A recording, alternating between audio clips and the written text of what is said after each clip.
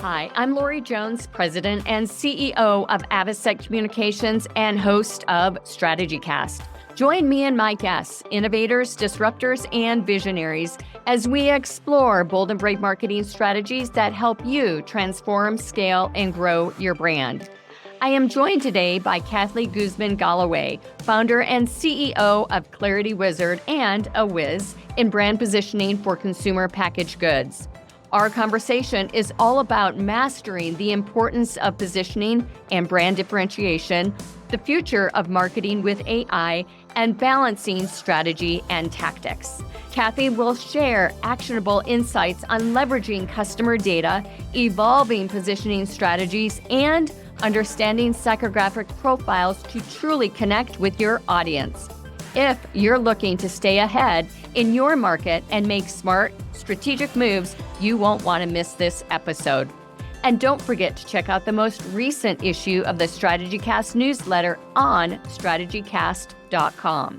Just like this episode is full of inspiration and a ton of ideas that will elevate your strategies and marketing know-how.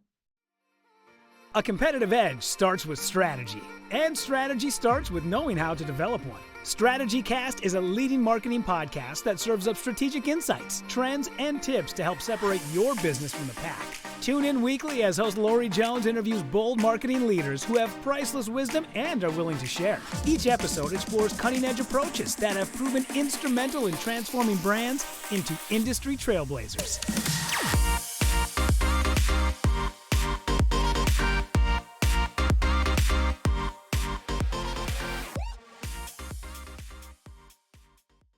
Welcome to StrategyCast. I am thrilled to have Kathy Guzmán Galloway join the show today, who is a phenom when it comes to all things brand strategy, and we're going to focus on positioning today.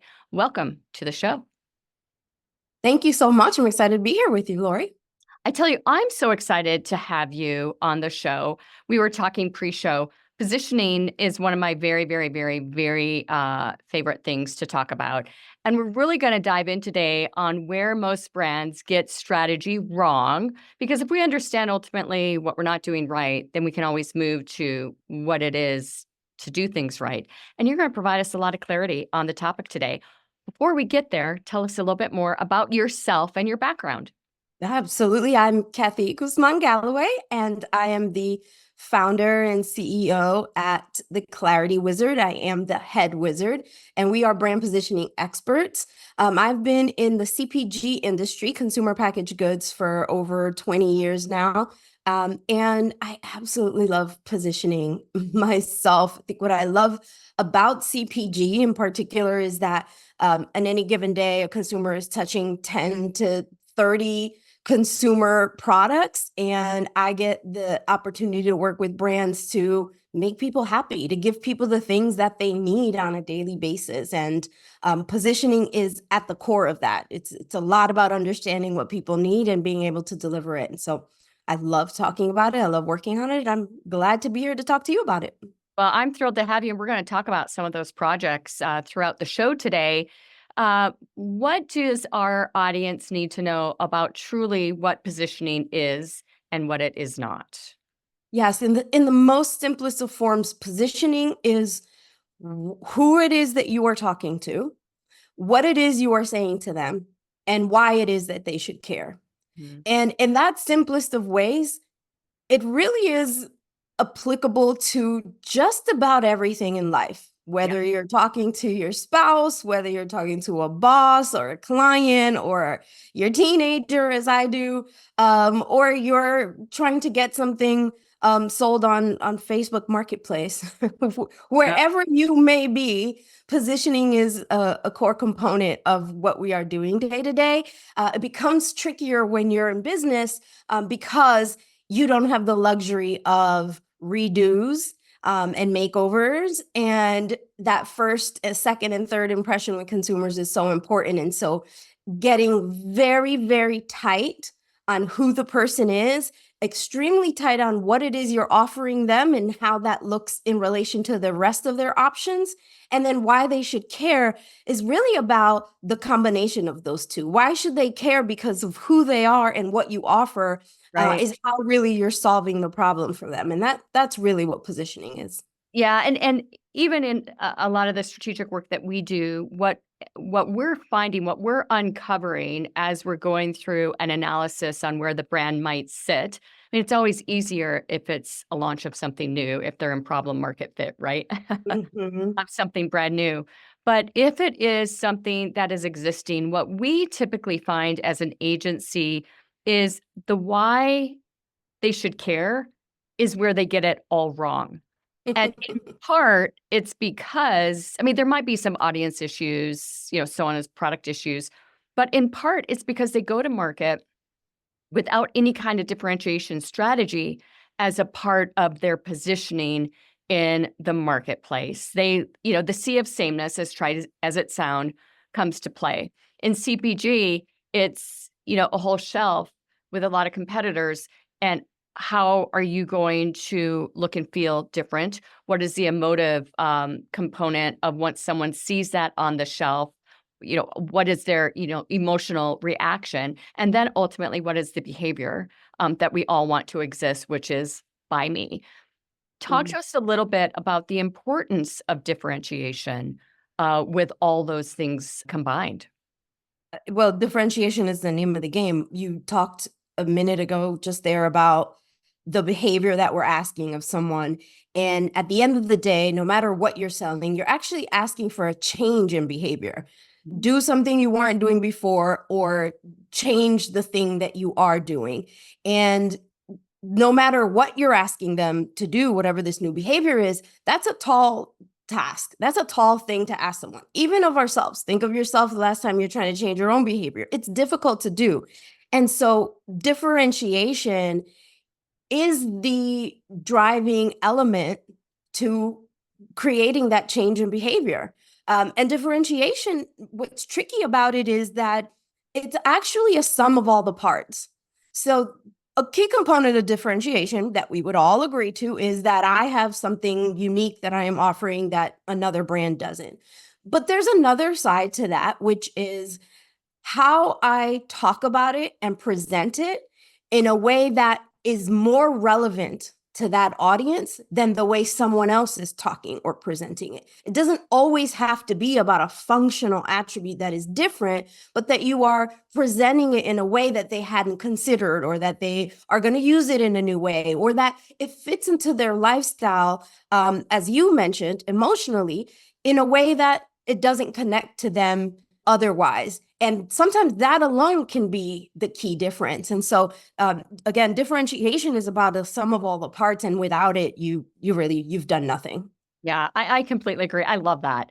And really convincing people, whether it be an internal marketing team or product team, on the importance of that, I think is really hard. And let's just talk about brands outside of CPG. I think CPG and a lot of big retail understand it a lot more than a lot of the tech companies that are out there, especially startup. They are so interested in making sure that people understand what it is that they're doing, that they go to market with way too much tech speak, and people don't understand what they're doing at all. So what happens in that situation is there's no trust.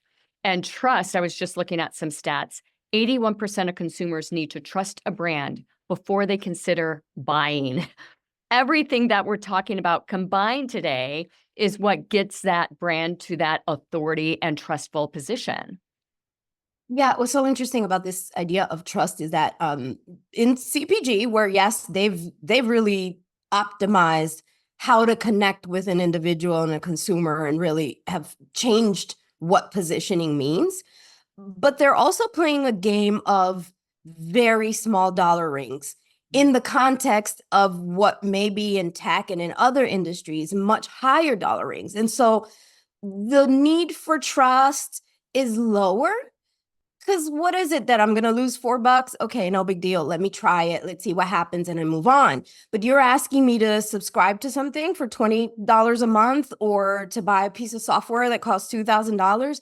That is a very different place where that trust and that differentiation has to be so clearly laid out. Right. And the point you're bringing up about the end user not really understanding the power of the tool is so accurate in tech in particular, in that we are stuck in features and feature rich and all this amazing power that we have. But the reality is, you see this actually so much in AI right now. It's just watching a video comparing ChatGPT Pro to Copilot Pro or Plus or whatever their titles are.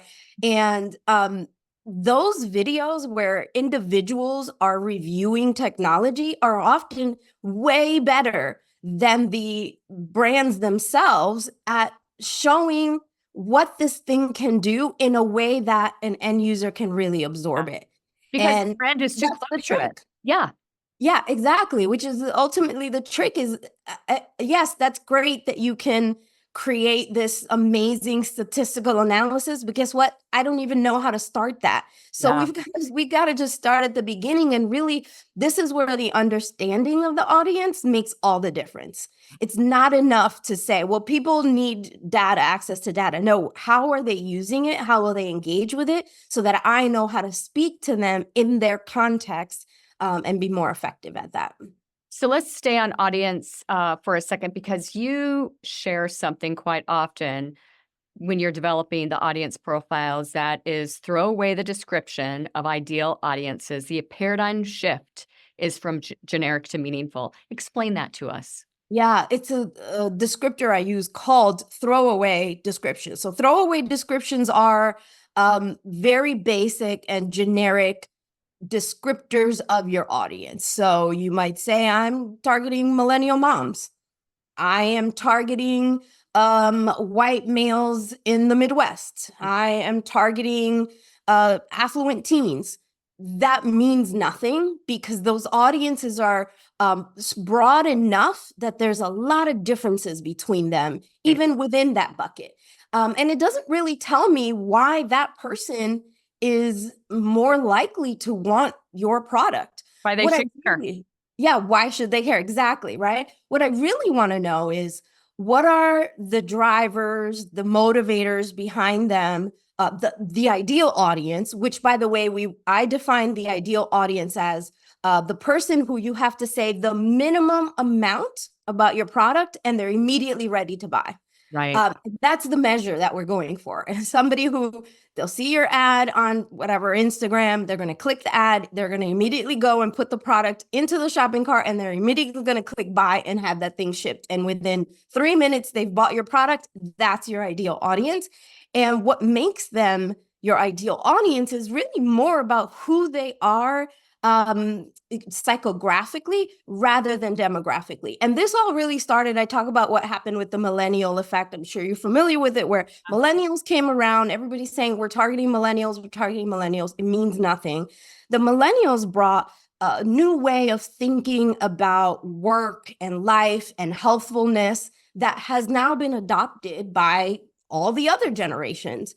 And that was the millennial effect. And what that meant is that a 65-year-old and a 30-year-old might have a very similar outlook on life that makes them the perfect person for your product. So it's not about their age. It's really about how they think about the world. And that perspective on the world influences how they operate in your industry, in your category. Yeah. Right. And that is the difference between a throwaway description and a really clear consumer or customer description. So you might go from a millennial mom to saying moms who prioritize organic and clean ingredients that are not working, are not career women, they're stay-at-home moms and spend their time really making food from scratch at home, right? Just saying that off the top of my head. That doesn't necessarily have to be a millennial mom. She can be of any age in particular to sort of fit into that descriptor. Yeah, I think that, the go-to approach is race, and then Mm, age, and then female, male, and maybe a job title, which, might maybe be a starting point, but not really. One thing that we talk a lot about, and I'm interested in your gut reaction to this and how you layer this into the audience profile is, propensity to buy. So we have, especially in CPG and retail, but we talk a lot about this in some of our B2B clients that might have a less expensive price point, maybe some of the SaaS solutions that are less expensive, but it's still a repeat buy. So we've got our first timers, our switchers, and our loyalists. And a loyalist with a peanut butter brand is going to be that person that is always introduced to new brands, but they have, back to trust. They trust the brand so much that they're just not going to switch. And they might even go as far as to, refer that to someone else. How do you layer in the behaviors, or at what point in segmentation do you begin to study a little bit more about those loyalist and switchers mindsets? yeah, the first place where we've got to consider how consumers operate in a category is at the point of evaluating the marketplace. So if we are talking about, let's say, potato chips or salty snacks more broadly, that is a place where switchers dominate. Mm. And they dominate because it's very easy to go from one bag of potato chips to another, right? There's just no friction there whatsoever. And there is an endless aisle of options. And so knowing that the ecosystem that you're working with is predominantly switchers affects then how you think about the way that you need to engage with those consumers, and understanding them at a much deeper level is critical, right? Very, very important. If you're in a marketplace where it's brand new, it's evolving. Let's talk about the AI space. Everybody's a first timer.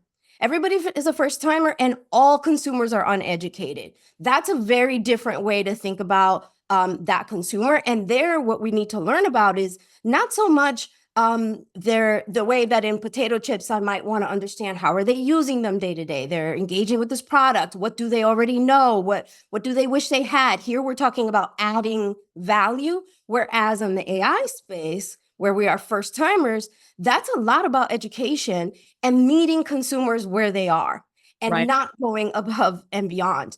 Another space where there might be more loyalists is in the beauty industry. So there you'll find there's a hair product, or a face product, a facial product, where there is very strong loyalty to that particular brand or that particular product.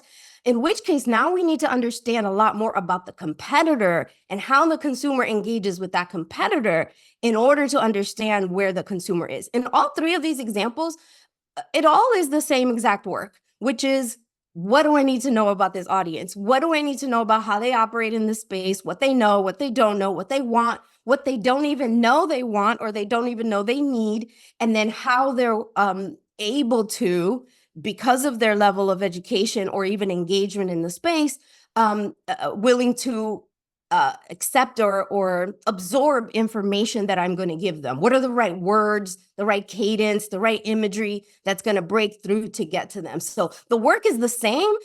The execution around it is quite different based on that marketplace.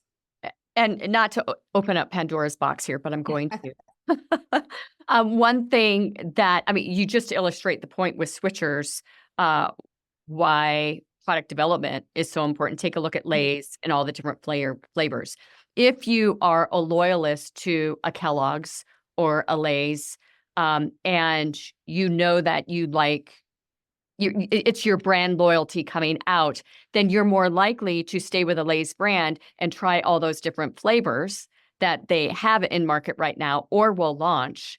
So it's really about, creating product development and research that can take that consumer, own it so that it affects revenue positively, instead of knowing that they'll switch outside of the category, or the brand product category that you have. Yeah, absolutely. And that can really vary category by category, what that actually looks like. So if we're back to potato chips for a moment, even as a loyalist, there's room for you to play and test outside of the brand. Yes, I buy Lay's every single week, but this week I saw XYZ brand that had this unique flavor that Lay's doesn't offer. I can add that to my purchase. And in that way, I am becoming somewhat of a switcher, but I'm maintaining that relationship with Lay's. In Right. other categories, say if we go back to beauty for an example, where there's a lot more loyalty in certain product categories, I'm a lot less likely to take that risk because the price points are higher. I got to spend $12, $30, $100, depending on the item, in order to switch over. And so I will do more of the work to find the thing that I really want. Right. And I will do more of the work to learn about my brand and learn about this thing that I love, and to look at other products in their assortment that will deliver those needs to me. There are some categories in which sticking with one brand is so much more important to a user than in other categories where the bar is lower to match that need and that deliverable than in other categories. And understanding how the consumer views those categories is key to figuring that out for your own brand. Yeah, I love that. Let's dive into positioning a little bit further and talk about some of the strategies and tactics that allow you to get a little bit smarter about the audience. The advice that you talk about quite often is starting small. Yeah, I think the hardest part about positioning for brands that have not actually spent a lot of time doing it. And the truth is, everybody has done positioning. You just don't know that that's what you were doing.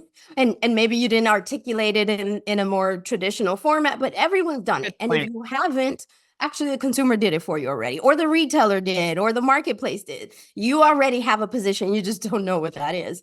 And it may not be working very well in that way. So the very first thing I talk about is just document what you know. Like just start by saying, here is who I think my audience is. This is what I think my core proposition is, what I'm offering them. And here's why they should care. Here are the reasons to believe that my product does what it does, or my service. And then use that to create hypotheses that you need to go and validate. Right. So I've laid this all out, and I'm pretty sure that my audience is people who value pets as family, and that will go above and beyond with those pets to make sure that their life is extended as long as possible. That's the kind of person that I'm looking for. And what I offer them is an assortment of vitamins and supplements for their pets that helps them achieve that longer life. And I do it better than others because of XYZ reasons, right? I'm just writing them down. But here's my question. I'm making this assumption about these people, but I don't know that they themselves would call the pets family. Is that true? Is it not true? I mean, I've heard people say this. I've seen it on TV. I see it in commercials. But my audience, is that really how they talk about it? Or is it just that, they really love their pets? They don't Right. see them as family. They're not going to go above and beyond. They're not going to spend $10,000 on surgery, but they're willing to spend $20 on a bottle of vitamins. Is that who I'm talking to? Or am I talking to the person who does think about their pet as family? Right. And that means they're going to do anything and everything. And once I bring them into my brand, they're going to be so committed to this brand, because all I'm going to talk to them about is how your pet is your child, is your sibling, is your best friend. And that's going to create an emotional bond with them that is different than the person who doesn't think about their pet as family. And that's a very oversimplified example. But depending on the category you're in and what you're selling, those nuances can be huge that you don't realize the implications of them until you start asking those questions. So start by just laying it out, and then ask, what here don't I really know to be true? And there is so much data that people have at their fingertips that they don't realize that they have. I mean, it could be a search bar on the website and the sort of questions that people, or the sort of key terms that people are putting into your own website. It could be going to all of your competitors' review sites and see what kind of questions they're asking. It could be your own review site. It could be a panel of people that you want to, bring together. The data is there to really equivocate your hunch into a little bit more and than what you might have or what you might think you have available. Yeah, exactly. There's actually data all around you. Whatever you're selling, you have data from products you're already selling to your customers or your clients. There's data in what your competitors are doing. There's data in, as you mentioned, Amazon and any other e-com site, the thousands and thousands upon reviews. It's very easy to send out a survey to customers you already have. It's easy to call somebody up who is a repeat customer and say, I've seen you've been with us for 3 years. Let's just have a conversation. Tell me why. What else have you tried? And why does this work better than that? Have a conversation with someone who used to be a loyal client and then they've stopped buying. What happened? Where did you go? How can I compensate you for your time, by the way? Happy to give you $50 to talk to me for 30 minutes. And start to learn based on what's around you. And as you get smarter about those hunches, the hypotheses around your positioning or your brand, then you can start to do more robust research when the time is right. But you don't need to wait for that. The data is all around you. Yeah, I love that. And it's so true. So let's get into some very specific positioning strategies. We're going to talk about 5 very quickly today. And I think we both agree that understanding the competitive landscape, something we're not getting into today, is very, very important. And back to differentiation, the last thing we want in that sea of sameness is to go to market exactly the way a competitor does. So understanding where your competitors fit within these positioning strategies is equally as important. 100%. Yeah. And as I said earlier, it's worth repeating that it's often, but not always about matching feature to feature or over featuring from the competitor. Sometimes it's just about how you are speaking to them. Yeah. Sometimes it's about what the look and feel of the product is. Sometimes it's about the placement. What retail channel do you show up in? And then, of course, there's always price and value-based approaches to positioning, which I like to avoid where necessary. It's a harder game to play, but there are lots of ways to compete that doesn't have to just be based on features, especially if the consumer or your customer doesn't care about the feature, which is back to step 1. What do they care about, right? Why should I care? Yeah. Why should I care? What's in it for me? So you talk a lot about value-based positioning, quality-based positioning, benefit positioning, problem-solution positioning, and competitor-based positioning. And there are even categories within each of those that I think are ways for companies and brands to win. Where do you feel out of all those examples is an area, let's say there's a new tech product in the marketplace and we're really changing habits for people. They're using Excel spreadsheets right now. We're trying to get them on a platform that is going to make their life easier. They're going to spend less time. They're going to have more cohesiveness with a team. Any one of these would work. Is there a go-to positioning strategy where most brands fall into to begin with as they're developing awareness? And then how often do positioning strategies change once awareness has taken hold? Yes, 2 really good questions. So on the first step, I don't think there's a go-to positioning strategy. And the reason is that it's all dependent on the consumer or the customer's appreciation of the marketplace. So in a category or an industry where quality is a problem, that's a great place for you to come in with a quality-based positioning solution, right? So it really just depends on, can't emphasize it enough, keep saying it, understanding that audience and how they operate in that category, in that space, is going to give you that hook for where you need to start from. And ideally, when you're starting, you're not showing up into an industry or in a category based on value, based on price, unless there's some stark contrast, right? Where you're just making this available to the masses in a way that it wasn't before. So, for example, Spirit Airlines versus the regular airline industry, right? In that case, there's a lot of power in that and coming in with a value-based position. Generally speaking, we want to avoid that. And usually we're coming in on more of a benefits-based position. That's probably the most frequently used approach is here's a benefit that you didn't have before.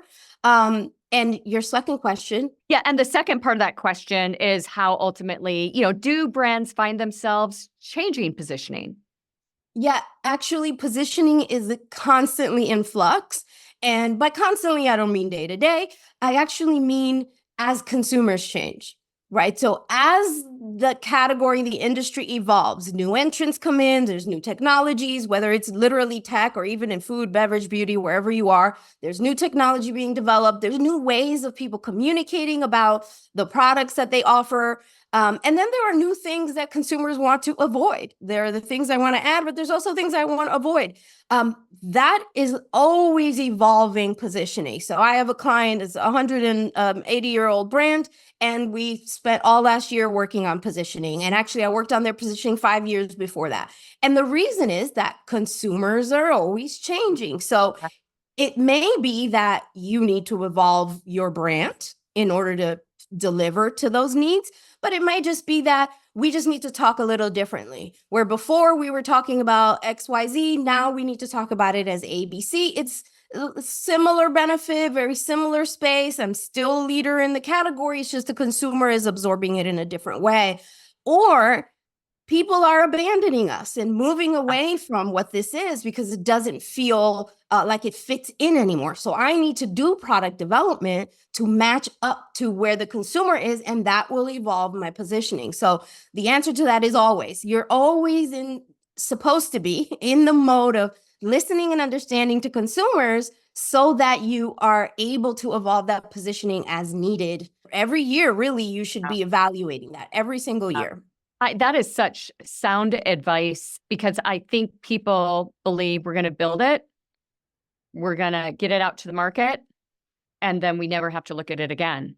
And now that's not a very savvy marketer or a very savvy, C-suite, but nonetheless, it happens. I love that. I love it. Okay, so we're entering Q4. As this show is airing, planning is really beginning for a lot of different brands out there. Well, it began months ago. What advice do you have for our listeners as they move into 2025? It's tough out there right now. Are we in a recession? Aren't we?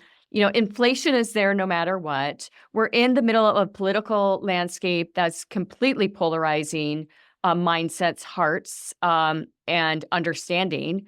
What advice do you have for our listeners as they really start to hone into how they can break out of that clutter, that noise, that's creating a mood among all of us of uncertainty and move forward?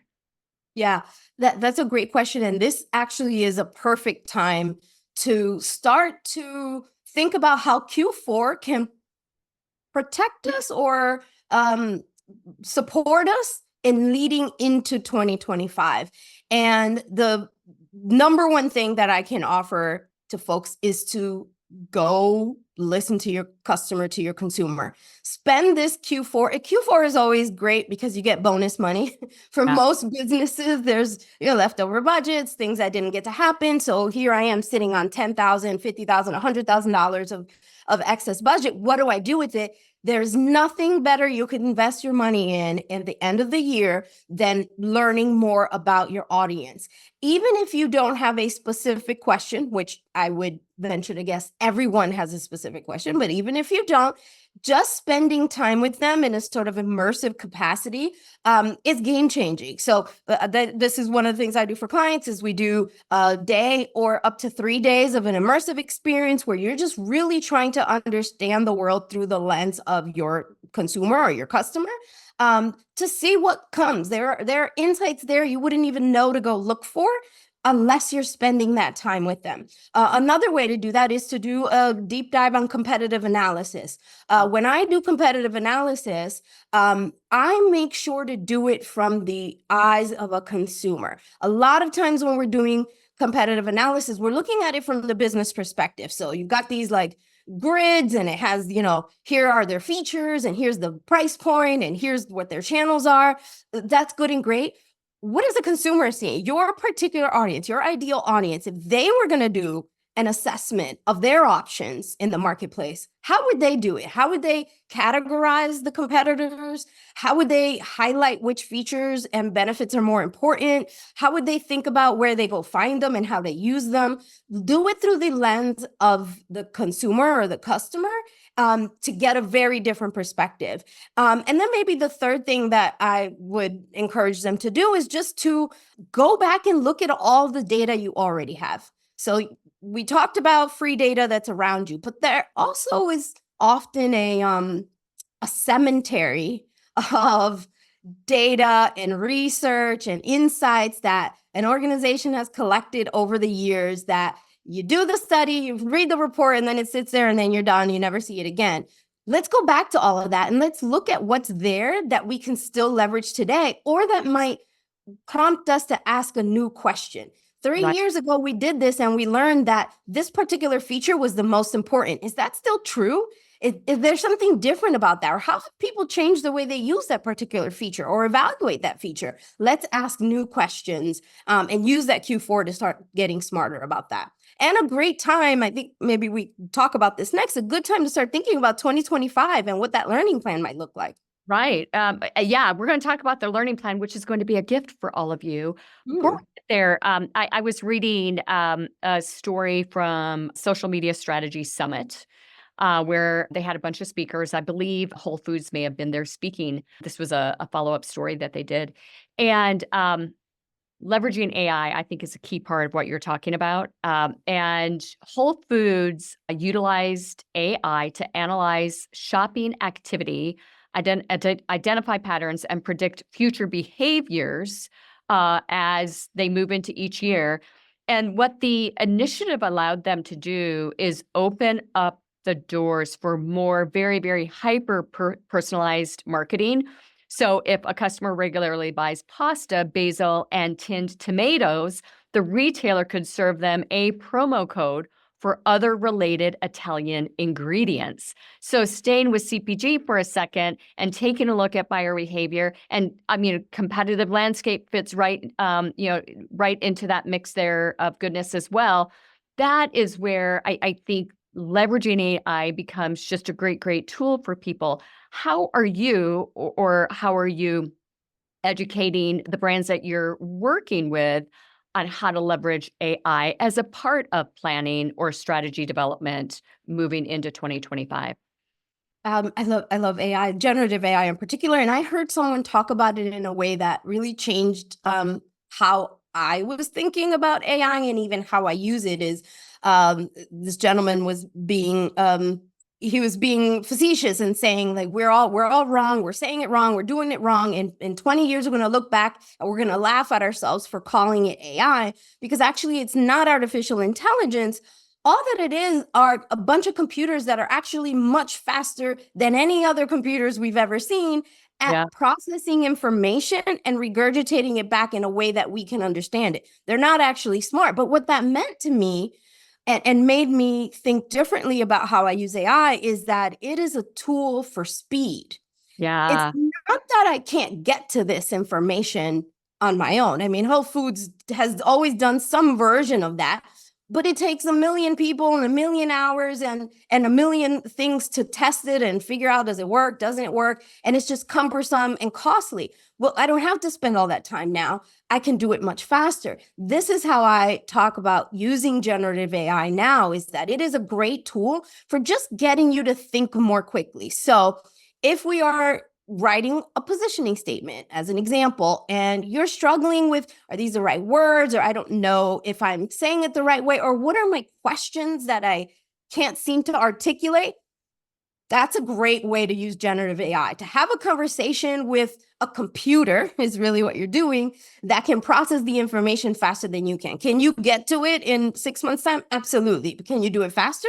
You definitely can. I think another thing I want to point out when you're talking here about what Whole Foods is doing is that there's this sort of conflict, especially when we're talking about brands that are advertising their business online and using digital marketing or social media marketing to advertise their business, is that there's a split between what is your brand strategy core consumer audience. And I was talking earlier about coming up with this sort of big picture idea of who my target is.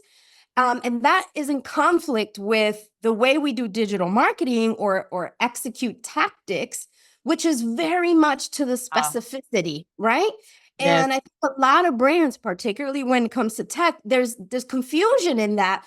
It's not even confusion. It's almost a dismissal of brand strategy that way, because I don't need one consumer target. I actually need 15 avatars. Yeah. And the reality is, if you're doing, and if you're doing it right, and the way I talk about the consumer ecosystem is there actually is an umbrella core consumers. Those 15 avatars, 100% appropriate for digital marketing. And I'm not a digital marketing expert, but I absolutely know that you can just focus so well at a particular consumer, just the way Whole Foods is doing, that's very valuable.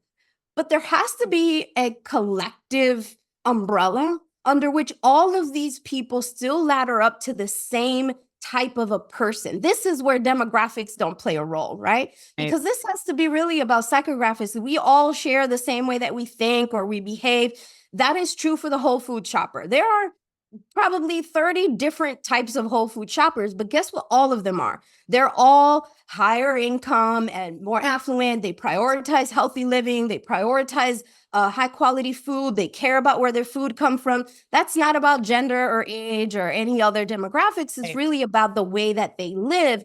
And yet Whole Foods can still also say, hey, there's this one particular shopper who needs this one specific coupon. It's about balancing the two of those, right? It's strategy versus tactics is what that is. I love that. As we are moving into 2025, you've got a gift for our audience today, and it is a learning plan agenda. Walk us through what they can expect and how. Well, actually, I'm going to tell you how you can get that. In the show notes, we're going to have a link for you to download that, by the way. So that's how you can get that.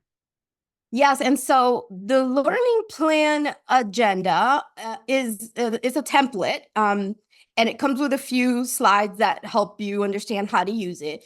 It is a document that it lays out a strategy for what you need to learn. It lays out a strategy for how you would do research. And by research, I don't mean everything is, $50,000, $150,000. It means I just have questions. I might be able to answer them with the data I already have, or I have to go out and find data. But the important thing is these are things that I want to learn in the next year that are going to help me either improve what I'm doing or just get smarter about what is happening in the world. And this is the perfect time, Q4, to start thinking through that. The way that I would begin is to, and you'll see this in the download, is to start working through questions and hypotheses. In order for me to be successful, I believe this must be true.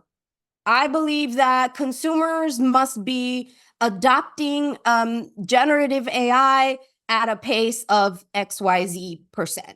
And if that's true, by the end of 2025, X number of millions of people are going to be on generative AI. And that's important to me because the product that I sell is tied to generative AI. Great. How do I go validate that? The learning plan agenda then has the layout for you to document where literally am I going to go figure this information out? Am I going to go do a survey? Am I going to just keep up with trends on generative AI? Am I going to poll my own audience? What is it going to cost me? And when am I going to do it in the year? And then you're going just question by question. And you want to have a mix of things I know I need to answer, I have questions right now, and how do I stay on top of the pulse of the marketplace, the pulse of consumers. And that balance ensures that by the end of 2025, now you're ready for 2026 planning in a way that you aren't today for 2025, because you're that much smarter about your audience. Well, what a gift. I really, really appreciate you providing that to our listeners. And I hope that you all get a lot out of it. I can't wait to pick it up myself. Kathy, what is the best way for our listeners to get a hold of you? That URL that will be in the show notes, it's theclaritywizard.com/podcast. You can find the learning plan there, as well as a number of other free templates and documents that I have for everyone. And I am also very active on LinkedIn. I accept all invitations. LinkedIn is the public square, and I want to meet as many people as possible. So find me on LinkedIn as Kathy Guzmán Galloway, and I'd be happy to accept your connection. And I answer a ton of questions via LinkedIn. So if I can ever help anyone, please do reach out. That's great. And a final rally cry for our audience today regarding the importance of positioning. Oh gosh, my rally cry. I feel like I say this a lot. If you are not owning and designing your positioning for optimal connection with your consumer or your customer, somebody else is doing it for you, and you are not going to get to the level of success you want to get to. That is my rally cry. Go out there and learn about your audience and make it happen. I love it. Thank you, Kathy, so much. I appreciate you so much. And if you want to get a hold of me, please go ahead and email me at Lori@StrategyCast.com. Kathy, thank you so much for your time today on StrategyCast. That's a wrap. Thanks for joining us on today's show. We hope your strategic brains are spinning with new ideas and bold inspiration that will elevate your strategies and marketing know-how.